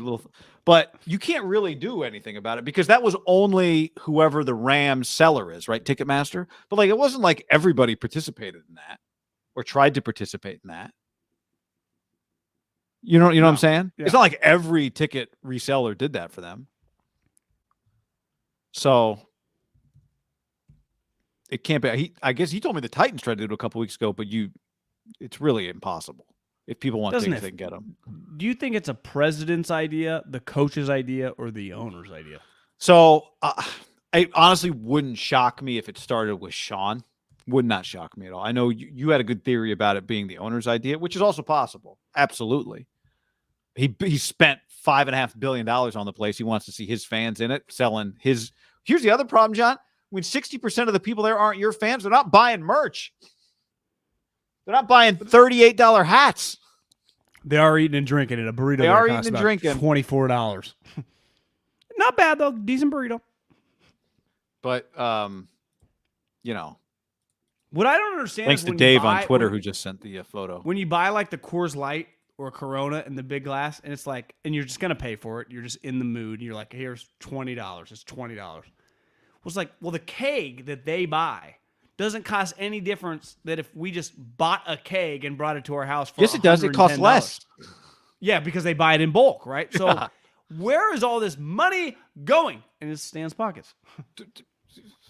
Catering For a companies too. It's $700 million video board or whatever it costs. We still haven't gotten the cost on the I video feel board. sometimes that definitely for the Bay Area and LA, airport prices are at minimum equals now. Sometimes like, oh, this is a cheap sandwich. I've had that thought a couple times. at Well, airports. I've been saying that one for years. The sandwiches at the airport cost the same as the sandwiches at the deli. Yeah. As someone who always buys a sandwich definitely, at the airport. definitely here. I think you eat cheaper sometimes at an airport now in California. Now, if you're going to Indy and other places, no. But I mean, a deli sandwich is still like you 'cause every time it never fails. Even when I know what it's going to cost at an airport, it's like a bottle of water, bag of chips, $26. the water's expensive at the The airport. water throws you off. Where they really fuck you is they don't allow you to bring the water in the gate. Do they do that when you're in? I still haven't got Clear, but this Clear doesn't allow you. Oh, to you do can't water. bring water in. I'd argue if Clear allowed me to do water, that thing would be worth quadruple the amount. I mean, you can bring an empty thing and then they have got fountains all over the place. You can fill Yes. them up. But I just don't like carrying the extra thing. I want as little on my person. I'm possible. with you. Chiefs and Bengals, John. Chiefs and Bengals. As this week goes on, I think also you get only more confident in the Chiefs. We both watched back the week 17 game today, or I did today. Maybe you watched it back yesterday. I did today too. I think I've seen a few opinions out there that Joe Burrow outplayed Patrick Mahomes in that game. His numbers were much bigger. Mahomes actually almost threw a devastating pick six at the end of the game that got broken up by his receiver. But I do not think Joe Burrow outplayed Patrick Mahomes. But he was as good as him. And he could have his Josh Allen game this week in the AFC Championship. Jamar Chase was unreal in that game. I'm with you. I mean, it's just I think the Chiefs kill him. I think they should win by 14 plus points.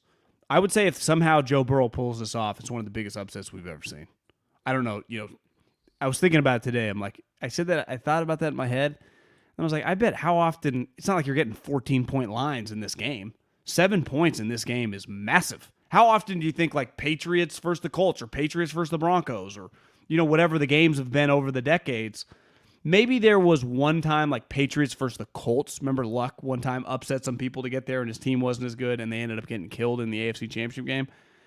But I bet if we look back at that line, maybe it was 6 or 7. 7 is a massive, massive line for a conference championship game. So this is to me about as big as it.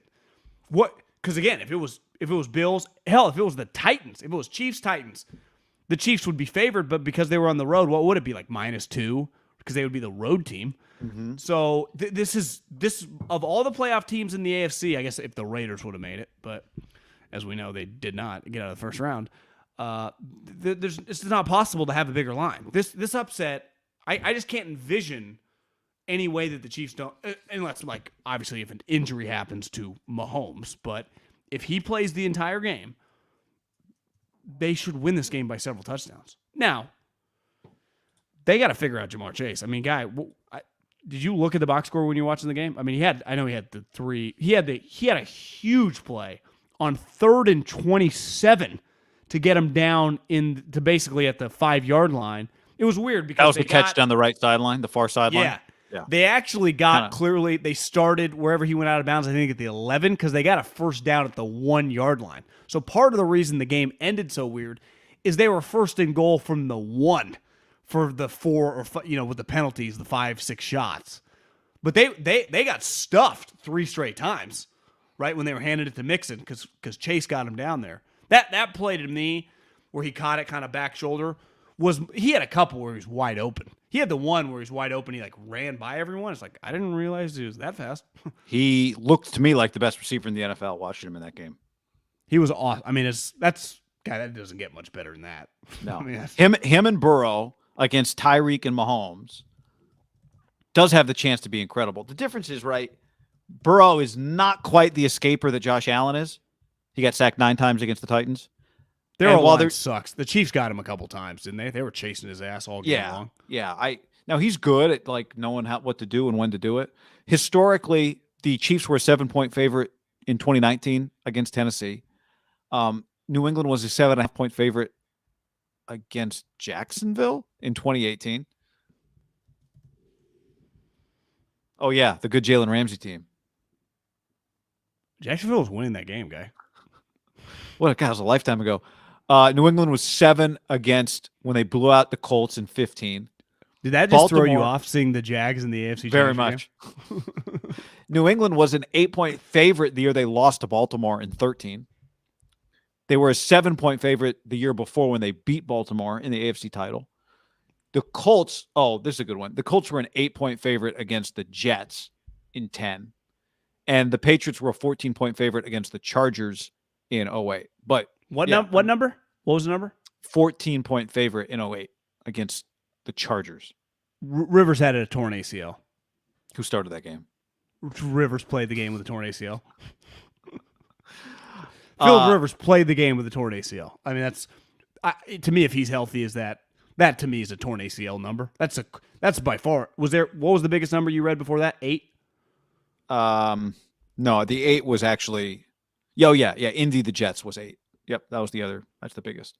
Manning versus Rex. Yeah. You had the final score next to that too? That game was 30-17. They covered. And the year before, they lost 24-19. The next year they lost 24-19 to the Steelers, who were a 4-point favorite. The Colts. The Jets. Remember, because Sanchez went to back-to-back AFC Championship. I was in the car yesterday. I was listening to Sanchez was on with Coward, and Colin's like, "Damn, Mark, looking at your playoff stats, you were pretty good." And then he reads them. He was like 63%, 9 touchdowns, 3 picks. He's like, "Yeah, if I only just played in the playoffs." I think I've talked to people who think that Sanchez should have been a better player. Not like he should have gotten more out of himself, that like he should have been in a better situation and turned into a better quarterback than what happened. Well, I know my guys with the Eagles, he was there. They liked him. He went to the Bears as a backup. Like, I know people that were around him and enjoyed being around him, and he was a good backup for a little while. Chase's numbers, it took me a while to find the box score. 11, 266, 3 touchdowns. Like, that was the difference because Burrow was over 400 yards passing, right? And I think Mahomes was under 300. Do you have it there, or was he around 320? He was 26, 35, 259, 2 touchdowns. Yeah, he was better than that, Mahomes. Yeah, he wasn't sacked. Kelsey had a big drop. Mahomes did some early work, and they were up like 20. They were up 21-7 in the first half of that game. Yeah, and then 28-14 at the half, right? So 28. They got a late field goal because I think he picked it off or something. It was 28-17 at half, so it was a little closer. Okay. One other thing I wanted to address as it relates to that game is I did wonder, like, is Zach Taylor going to go toe-to-toe with Andy Reid? And I do have to give Zach Taylor a little credit because I'd forgotten how crazy that game ended back week 17 when they had it 4th and goal at the 1-yard line with first 58 seconds. 4th and goal, 1-yard line, 58 seconds. Zach Taylor, John, decides I'm going for the win. Offsetting penalties so they get a chance to do it again. And Zach Taylor decides again, I'm going for the touchdown, not the win, obviously. A field goal would have been going for the win. He's going for the touchdown. Okay? So just to recap, tie game, under a minute left, 2 opportunities, 4th and goal. And he goes for the touchdown both times. And both times he fails. And both times he gets another chance because the Chiefs commit a penalty. And then they get a new set of downs. And then he kneels on the ball and then spikes the ball and kicks a field goal. And I thought he was nuts. I was like, bro, what are you doing? You know what I love about a good still shot? It reminds me of like when ESPN talks about a pay-per-view. Or when, one of the main Olympics broadcasts talk about the Olympics that they don't have. It's like, hey, we don't have the rights. We don't want to get in trouble. We don't want to get flagged. Legalities. Well, same. We've been nailed before, so legalities. But yeah, you're right. It wasn't as crazy hearing you talk. Well, it was crazy, but I think what happened to the Bills have validated him a little bit. What happened the next week after that game, week 18 what happened in the first playoff game for the Chiefs validated him a little bit. And even 2 weeks prior to that, listen to what Kansas City's done. 2 weeks prior to that Chiefs game in week 17, Kansas City had not one but 2 fourth quarter game-tying drives that were under 2 minutes against the Chargers. They had a 1:45 drive to tie the game, and then they had a 63-second drive that sent the game to overtime. And then in overtime, they won the toss. Justin Herbert never touched the ball, and the Chiefs scored in 75 seconds. Wow. So then Zach Taylor 2 weeks later tries to score a touchdown late. Eventually gets lucky, kicks the field goal with no time. 2 weeks go by, and the Chiefs play the Steelers in the playoffs. The Chiefs have not one but 2 scoring drives that took less than 50 seconds. 42 and 32 seconds. 2 touchdown drives against the Steelers. And then, of course, against Buffalo, they have a 52-second drive for a touchdown and a 13-second drive for a field goal. So, like Zach Taylor, not as crazy as I thought. I'd argue no kickoff return, 13 seconds to get in field goal range, might not be topped moving forward. That might be a record they hold for a little while. No kickoff return. So you're not able to take it to like the 40 or something, right? With 13 seconds left. You started the 25 now? Yeah, 25. I kind of like the 25. It has a little more juice than just the 20. Yep. It's like it's a little riskier to bring it out. Yeah, you just one like solid 20-yard gain from like, okay, we got something cooking here. You know, when you're at the 20, you get a couple of plays. You're like, we still got a long way to go. Yeah, it also reduces the returns just because it's riskier to bring it out. You know, what do you think about the overtime rules? Someone DM'd me. I was like, this isn't terrible. It's a little, hockey at the end of the game or soccer at the end of the game. Just player safety, overtime, roll the kickers out, start them at the 30, and move them back. First guy misses. I hate that. You saying you'd rather watch that than Patrick Mahomes lead a game-winning drive? I'm completely good with the rule. Do you know why Andy wanted to change it? Because 4 years ago when they played the Patriots won the toss, and the Patriots went right down scored. Well, 10 of 11 teams in overtime, 10 of the last 11 teams in OT that win the toss win the game. 10 of 11. That's a little... My thing is like, wait a second, NFL, why are we shortening this game? Like if Josh Allen and Patrick Mahomes want to duel for 2 more quarters, let them duel. Why are we trying to end this game? Do you think anyone would have complained if they just would have played another game? You would have ran out of juice, but by the way, somebody asked, then why'd you kill Staley for all the 4th downs against the Chiefs? No, Staley got killed for one specific 4th down in the 3rd quarter at his own 30-yard line. Also 35. got killed against the Chiefs, I think, Thursday Night Football. Went for it at the end of half with no time, 2 seconds left instead of kicking a field goal.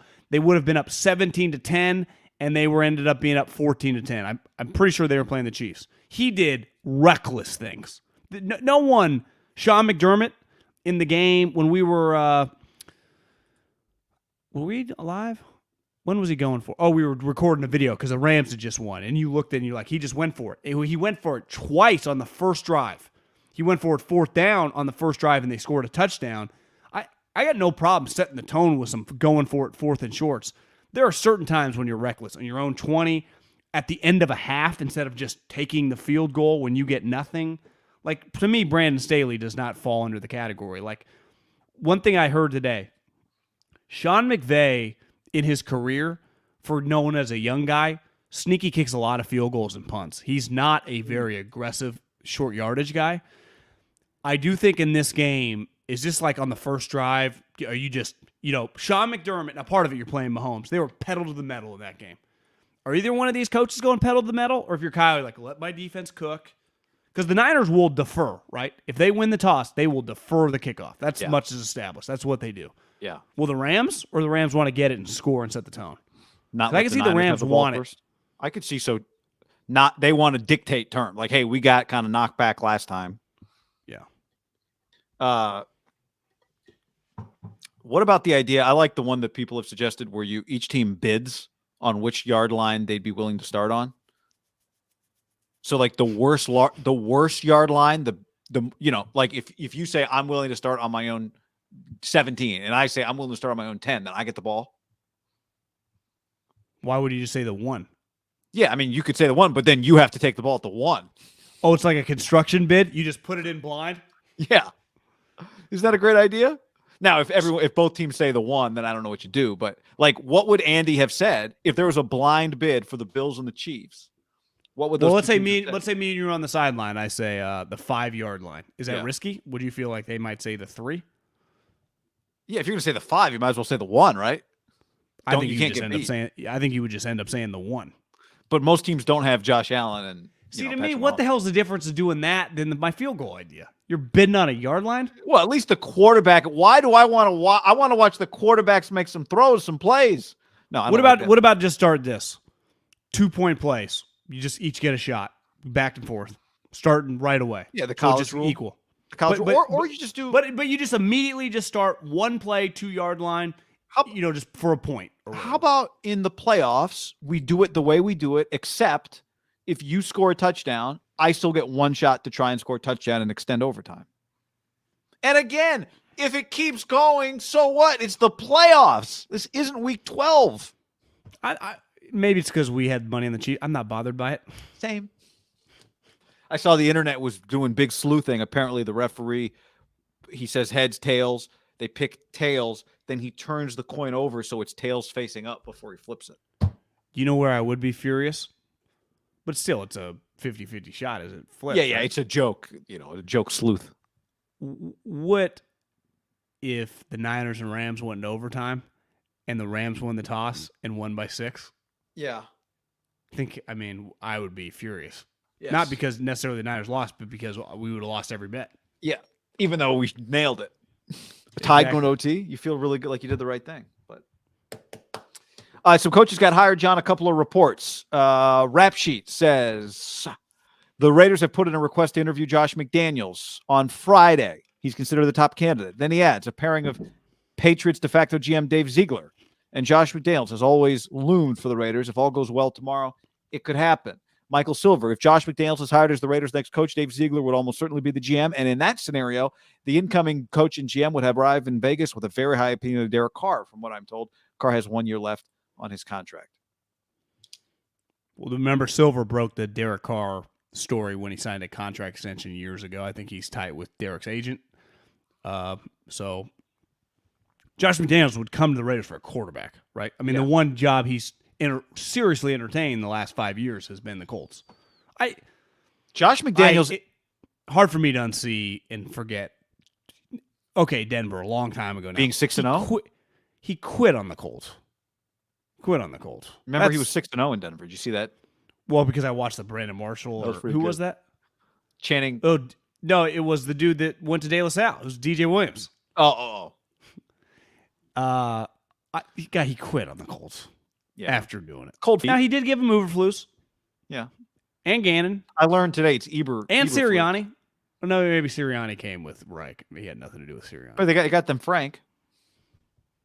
Who, But there's no guarantee Josh is a better head coach than Frank, right? But I do think Josh is a fantastic offensive coordinator. That much I believe. Well, it's well established. He's really good. Someone told me last night, he's like, talked to some people in Miami. Flores was a dick. And I think it's hard for these Belichick guys to shake just what they think it looks like. And why would Josh he's had all these experiences, working for Bill Belichick? That's all he knows, really. He had the 1 year, I think, in St. Louis. How many guys have failed and then got another shot, Belichick guys?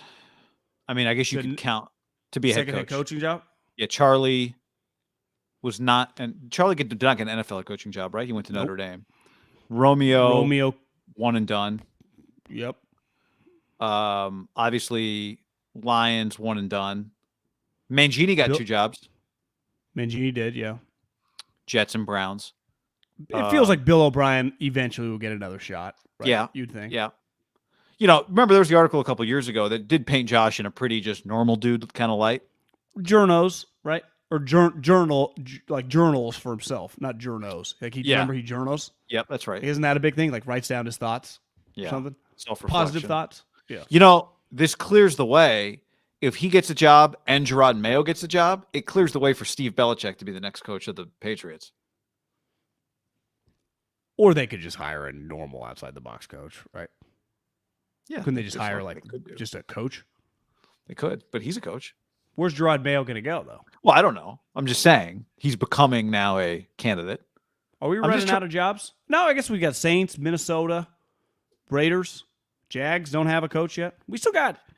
If you're Derek, would you rather this happens than Jim Harbaugh comes? The Giants don't have a coach. Giants don't have a coach. Would you rather this happens than Jim Harbaugh if you're Derek Carr? I would say for your career, it'd be hard to say that Josh McDaniels would be better than Jim Harbaugh. I think it'd be hard to say as well, but I do think it'd be hard to say that there are many people better for a quarterback right now than Josh McDaniels. He probably upped his stock a little bit this year, right? Like, I think it's a win for Derek. Yeah, it's not a loss. But my thing is, though, like, Josh is then the head coach. He lost his mind the last time. I know. And part of bringing Ziegler, like, well, who do you think Ziegler's answering to? Like, it's not like, right? That guy's working for Josh, which is part of the deal. But Josh would have a lot of juice. And there would be a lot of, like, instituting Patriot shit. Well, are people using the word de facto wrong? Like, he's the de facto GM? De facto means, like, you're not named the GM, but you're basically the GM. But isn't Bill the GM? Like what Kirk Rambis is for the Lakers? Someone told me he does everything for them. Like, he makes all the shots behind the scenes. Yeah, he's the de facto GM. Yeah. I think. Kirk Rambis, yeah. No, but I'm saying, like, I think that's what I think people they're calling Dave Ziegler the de facto GM. But I think Dave Ziegler's more like the fake GM. Bill's the de facto GM. Yeah. Oh, you're saying the de facto, or is they're Bill acting like he's a de facto GM right now in New England is what they're saying? Yeah, or is Bill technically the GM and this guy actually does GM duties? Then he's the de facto GM. Yeah, I think that's what they mean. But this guy do GM duties? Yeah, this guy took over. This guy's been there, I think, a long time. So basically, it was a smooth transition for him to Nick Caserio. I'm asking, who is the GM decision maker at the Patriots? Bill Belichick. And who is on, like, the team directory named as the GM? Bill Belichick. So this guy can't be the de facto GM unless he is doing the GM thing. If you and I were in the office, he does all the work. Like, Bill is maybe setting the boards. So if that's the case, then he is the de facto GM. Yeah. LeBron is the de facto GM. Him too. Yeah. So what was it? Anyway. What did Kurt Rambis get in trouble for years ago? Liking porn? Was that it on Twitter? Yeah, that sounds right. Yeah. Bunch of porn likes. People like, bro, people can see your likes. And then I think he did I was hacked. Jay Williams did one of those. Jay Williams. It's crazy. The Celtics had never hired a black coach. And it was like, bro, they just had Doc Rivers 3 years ago. And he's like, hacked. People were like, bro, you can just say, hey, man, I was wrong. You use hacked for something way worse than that. That's a pretty funny hack tweet. I love an overreaction for hacked. All right, so we've got a few other jobs open. Eberflus, we got. I guess we could keep talking about that, but that was the interesting news of the day today. It felt like there was a little break. Nathaniel Hackett, maybe means that Aaron Rodgers is going to be the Broncos quarterback, but it felt like there was a little break. I thought we were about to get 5 guys hired, which maybe we're about to. If somehow Josh is the coach by Saturday. If I was the NFL, I'd be like, guys, we gotta wait till Monday, Tuesday next week. Wait till the Super Bowl bye week. I would say most guys feel like they're hired by early January. We're almost. I just looked at that. I didn't even realize January 27th. Holy shit. Yeah. How about UC Davis? This is a big moment today for UC Davis. Head coach in the NFL. Dude graduated from UC Davis. So they've got. I think that's a big deal. Chris Peterson, Dan Hawkins, Bellotti retired. Hawkins coaching at UC Davis. Peterson also retired. So I think they were riding high in the mid 2000s when Chris at Boise, Bellotti's at Oregon, especially that first year when he hired Chip. So he got Chip and he was on top of the world with that as OC. Peterson's top 15 team, but to get a head coach in the National Football League, it's a big deal for the Aggies. Paul Hackett, Nick Aliotti. Oh, Mike Morosky, who caught a touchdown from Joe Montana. Ken O'Brien, obviously. JT O'Sullivan. JT, maybe the most famous UC Davis alum right now on the internet. Daniel Descalso Daniel Descalso. played baseball there. I think lives in Pleasanton now. Yep. He's in the Bay. So that's a good list. Solid. Good for him, man. I mean, his dad is a big part of the Montana doc. Paul Hackett. Hackett's a cool last name. It's a good last name. If he's the Jags OC, does he get this job? Was he the Jags OC? He was the Jags OC when they went to the. I mean, he's been into the AFC Championship. How about the Jags right now? What are they doing? That's a hell of a question. I don't think they know. The last story as we're recording this was that this will be bulky if he's able to survive his 4th career head coaching hire. That's a lot of head coaching hires for one individual. One of them very good. Did you read the article that someone forwarded me about Mike Singletary? He had called Ted Phillips when they fired Nagy. He said, "I'm ready." And this whole article is about how Mike Singletary wants to be the head coach of the Bears. He told a story. I got to text someone with the Niners to verify this. In 2008 or 2009, after Roethlisberger got in the deal in Tahoe, the Steelers were going to trade Roethlisberger. Jed and Balky call Singletary into a meeting. Say, we have a trade that is ready to go for Ben Roethlisberger. And Singletary says, "I've made the commitment to my men that we're men of character." And he was going through it then, right? With that thing was a big deal. And he claims that he denied, said, "I'm not okay with this trade." They don't make the trade. Does that sound realistic? It's in the article, the Athletic article. Wow, I wish I read that. The Roethlisberger. Find it and it's a long, so just. I mean, they must have really believed in Mike, right? And at that point in Jed's career, I could definitely see him not forcing a quarterback. Balky had just kind of transitioned into the role. I think he was still the head of personnel. It wasn't like he was some accomplished GM. So that neither guy, Jed or Balky, had like a lot of juice. Roethlisberger was coming off a, whatever. Part of Mike's deal was he was like standing by Alex's character. Yeah. Interesting.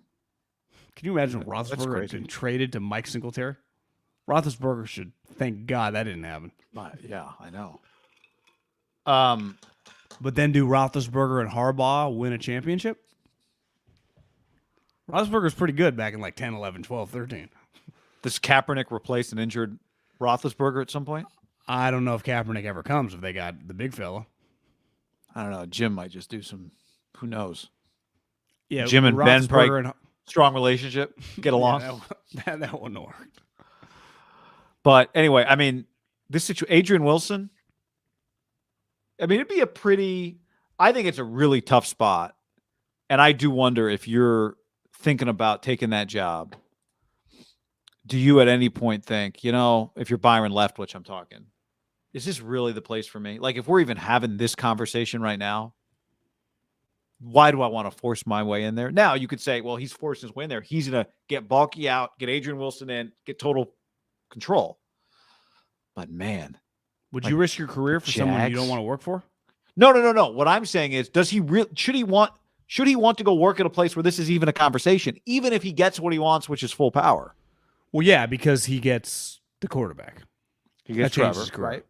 He was drafted there too. Like this, he does have a connection to the. So was it like Joe Burrow going to the Bengals? Like he'll have a shot to get it right.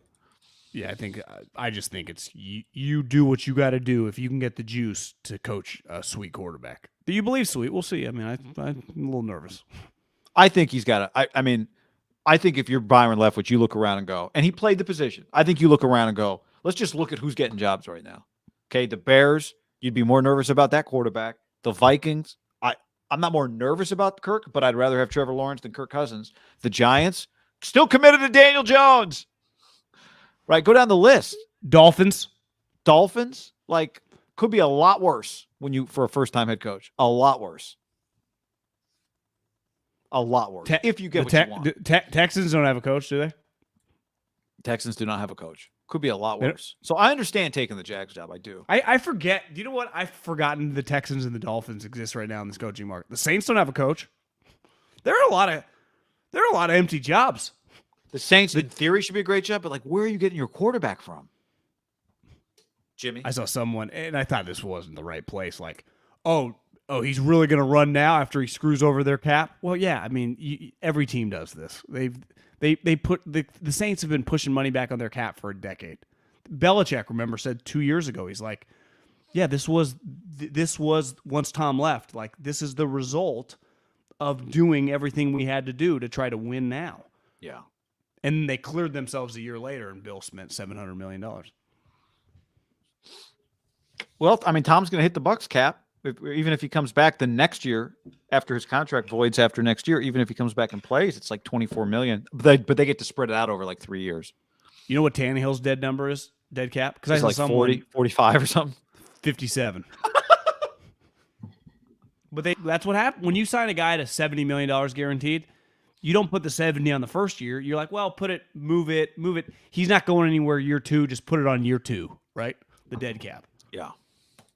And then you're like, Twigster54 asks, where do you guys think Russell Wilson ends up? Seattle. Did you see it? Same. Did you see the video of Eminem rapping very fast? Like in his new in a young Eminem or like? Oh yeah, young Eminem. It was like Instagram. I saw Snoop put it out on his story, but it was from somebody else's story. I've probably seen it before. Yeah, it's pretty new. It's like old. I mean, it's current Eminem, older, current human Eminem. Does he have dark hair? Eminem. Maybe wearing a hat. It's current Eminem though. Gotcha. No, just zipping through some lyrics. How fast? Rhyming a bunch of just insanity. Yeah. Like, yeah. But he's like he's always rhyming like washing machine with something else. Oh, was a freestyle? I don't know if it's a freestyle, but Nick Aliotti. In our generation, everyone wanted a freestyle. That was a big thing. Yes. Not well, but not well at all. All right. Anything else we need to add to the show today? I feel like we've decided to stream live up until kickoff on Sunday. So this is only hour 2 of however many more hours that's going to be. I'm kidding. All right. Thanks for hanging with us, everybody.